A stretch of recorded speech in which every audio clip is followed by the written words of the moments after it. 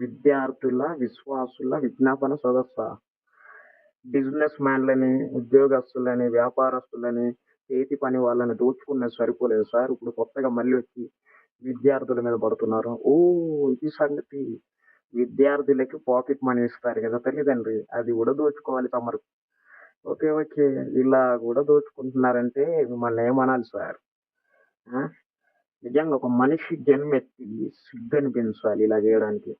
ఒక నిజంగా దేవుడు ఏర్పాటు చేసుకున్న సేవకుడివైతే ప్రతి పల్లె ప్రాంతాలు తిరిగి సువార్త చేసి ఆత్మల్ని సంపాదించుకుంటావు. అంతేగాని ఏ పట్టణాల్లో ఎక్కడున్నారని ఎతుక్కుంటెళ్లి తోటి సేవకుల విశ్వాసులను చెదరగొట్టి, సంఘాలను చెదరగొట్టి ఆత్మలను దోచుకోవు. మళ్ళీ స్టేజి మీద నిలబడి వాక్యం చెప్తావంటే అది లేదు.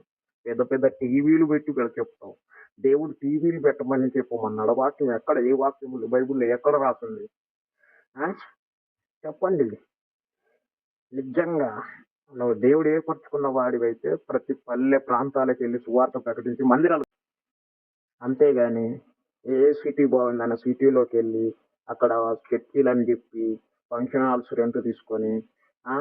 అన్ని సంఘాల్లో ఆత్మల్ని దొంగలించడం గాదు. మనిషి జన్మెత్తితే ఒక్కసారి ఆలోచించు.